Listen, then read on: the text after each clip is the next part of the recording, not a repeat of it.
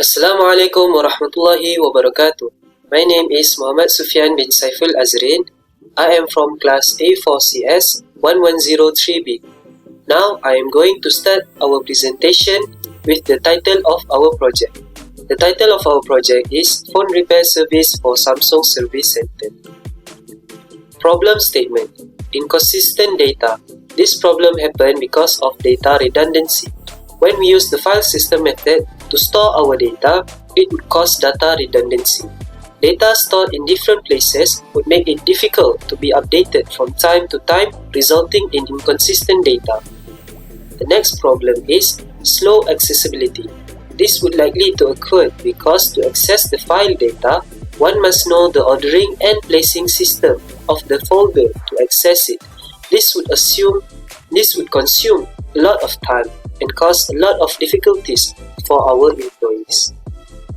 And the last problem is data integrity. Data that our organization store by using the file system can get integrated, which means that it is not reliable and correct.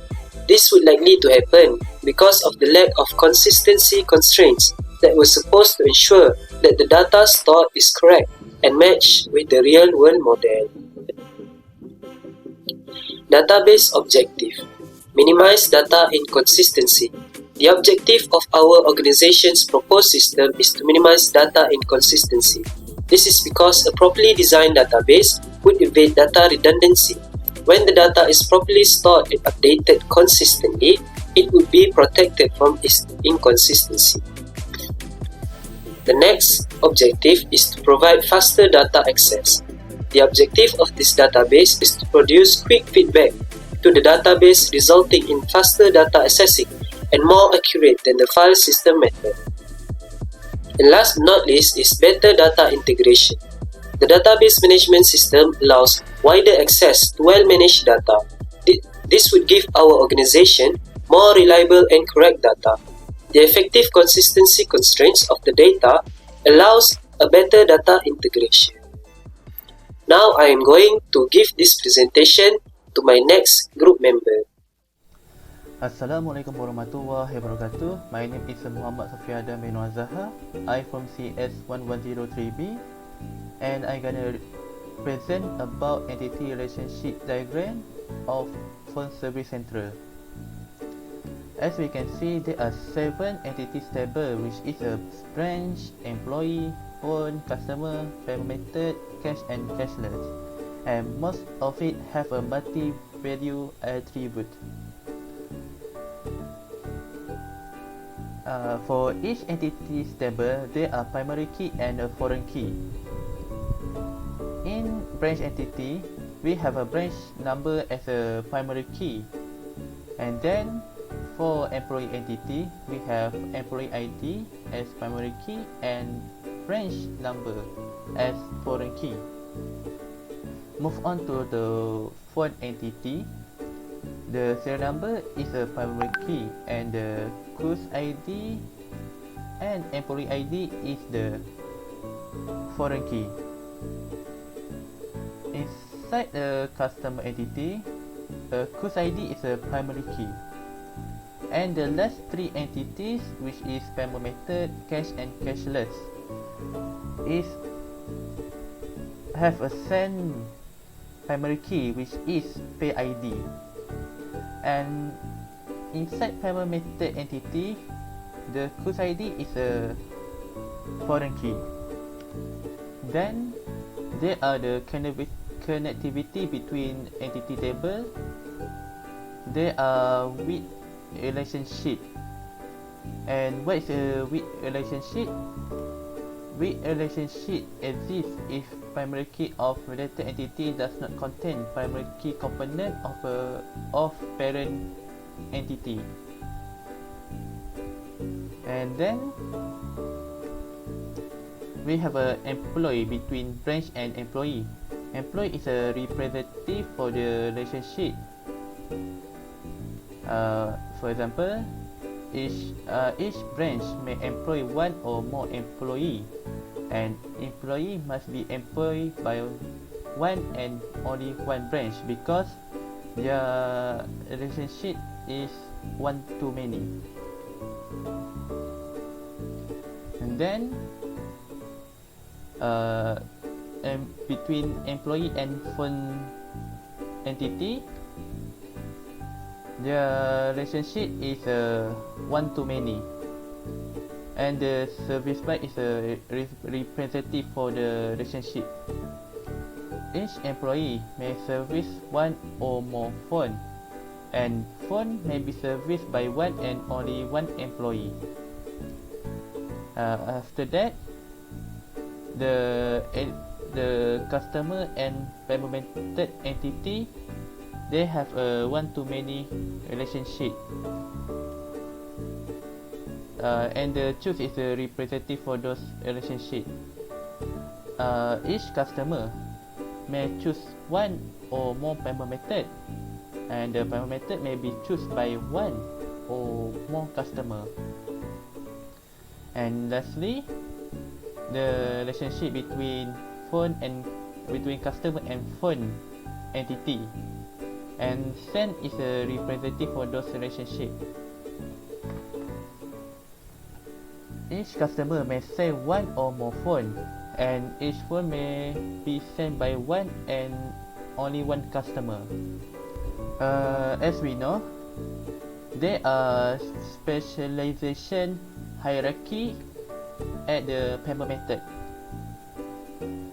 Specialization hierarchy is a higher level entity subtypes and lower level entity subtypes. Which is a payment method is a subtype, and cash and cashless is a subtype for the payment method. Payment method is a subtype discriminator, and it cannot be null.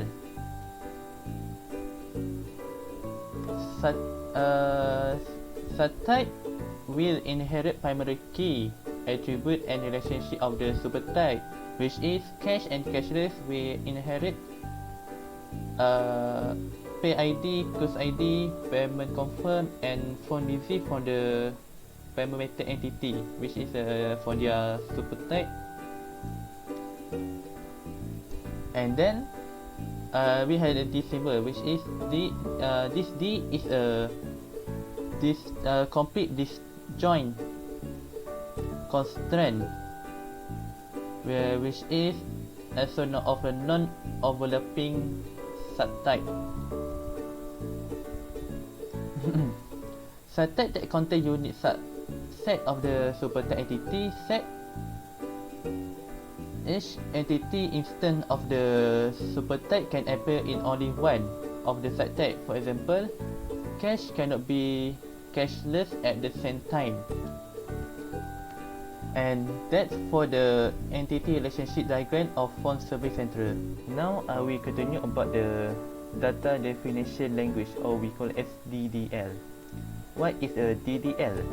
DDL is a defining and modifying the data and its structure, and so it build and modify the structure of the table and another object, creating object in database and creates a new table name. Syntax command for create is create table, and then the table name, then the column name. After that, the data type of the column name.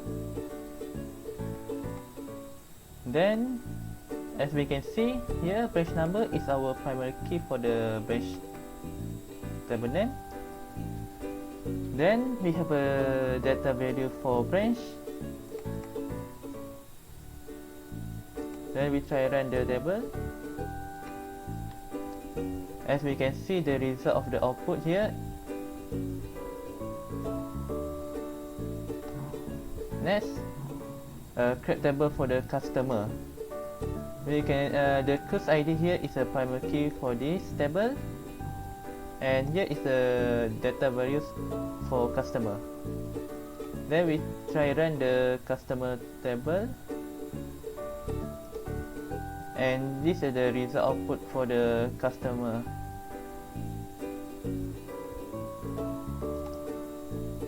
Next is a create table for payment method. The pay ID is our primary key, and then the cruise ID is our foreign key for the customer table. Then we have our data values here. Then we try run the payment method table,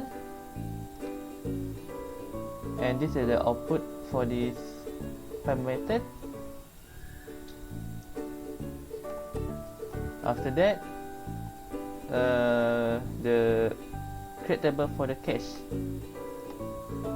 The pay ID is our primary key from the payment method table, and then here is our data values. Then we try run the table, and this is the output we get.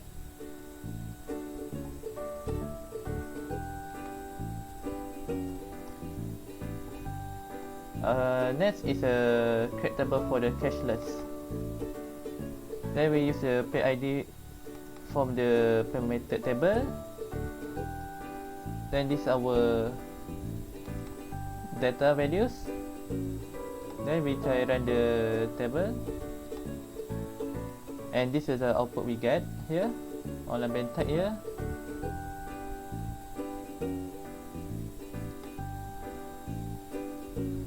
After that, we create table for the employee.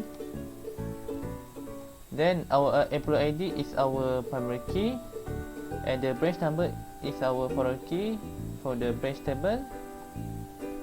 Then this our data values. Then we try run the employee table, and this output we get.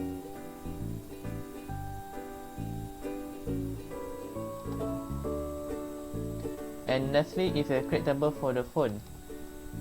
As we can see, serial number is our primary key, and cruise ID is our foreign key for the customer table, and employee ID is a foreign key for the employee table. And this is data values for phone table, and we try the run. Then this is the output we get from the phone table.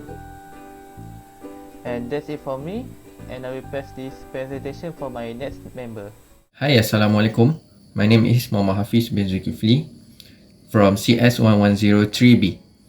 In this part, I will explain about two simple query and two sub-query, also the conclusion for this report. For the first one, if you want to list employee ID and name for all employees who have years of experience more than 2 years, sequence the result in descending order by year of experience. We have to write a select employee ID, employee name, from employee, where employee year experience is more than 2. Also order by employee year experience. The output will show the table of employee ID and employee name for year of experience more than 2 years. For the second one, if we want to display all information for phone where type of service is for battery only, we have to select all from phone and also where type service is battery. So the output will show the table of all from phone table, which is serial number, type service, model type, date service, customer ID, also employer ID, which the type of service is equal for battery only. For subqueries, if we want to display a customer who has paid less than 400, we have to write a select pay ID, total amount of cash as pay from cash, and also where total amount of cash is less than 400. The output will show the table of pay ID and pay who the pay is less than 400.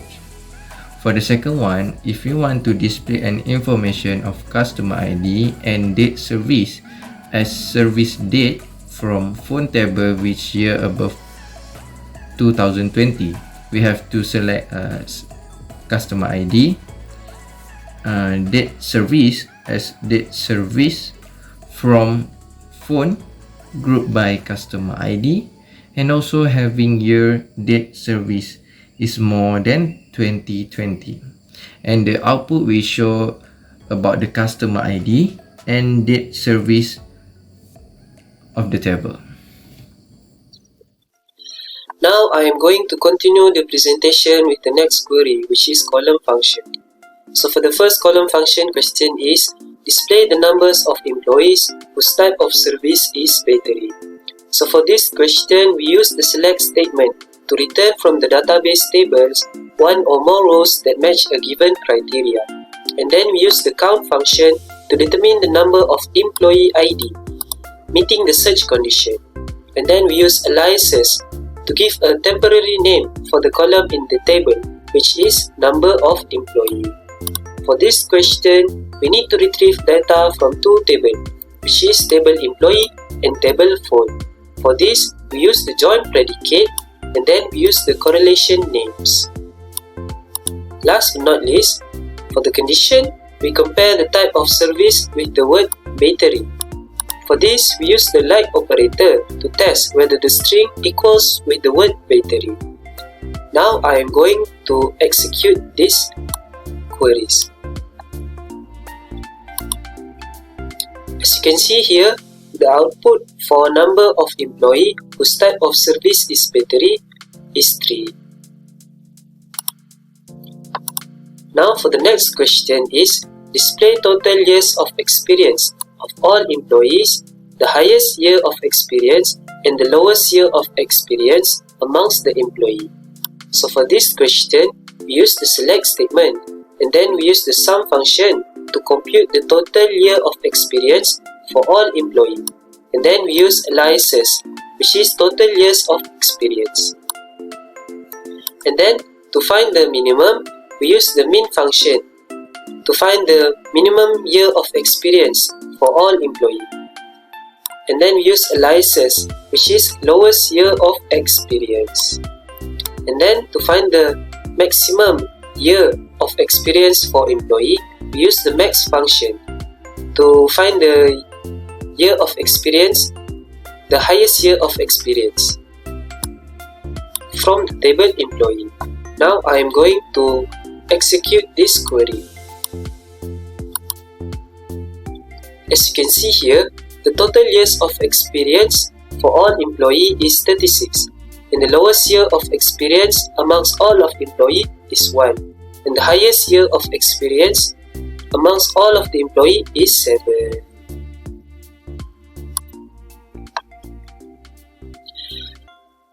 Now I am going to continue the presentation with the next query, which is join query. So for the first join query question is display the employee ID, employee name, branch name and branch address. Order the results by the employee name. So for this question, we use the select statement and then we select the employee ID, employee name, branch name and branch address. For this question, we need to retrieve data from two tables, which is table employee and table branch. So for this, we use the correlation names and then we use the join predicate. And last but not least, we need to order the results by the employee name. Now I am going to execute this query. So as you can see here on the output, it will show the employee ID, employee name, branch name and branch address. And it will be sorted by the employee name. Start with the alphabet A, and then alphabet C, and then alphabet J, and then alphabet K. And now for the next question is display the names of customers, their payment ID, and the total amount of cash, where the total amount of cash is more than Rm300 ringgit. So for this question, we use the select statement and then we select customer name, payment ID, total amount of cash. So for this question, we need to retrieve data from three tables, which is table customer, table payment method, and table cash. So for this, we use the correlation names, and then we use the join predicate for three tables. And then for the condition, the total amount of cash must be greater than 300. Now I am going to execute this query. So as you can see here, the output will show the customer name, payment ID, and total amount of cash, where the total amount of cash is more than 300 ringgit. So for the last question for join query is display the name and the phone number of customers whose phone model type is Galaxy Young. So for this question, we need to retrieve data from two tables, which is table customer and table phone. So first, we use the select statement, and then we select customer name, customer phone, and the phone model type. And then we use correlation names, and then we use join predicate. And for the condition, we use the like operator to compare the string for model type and Galaxy Young. Now I am going to execute this query.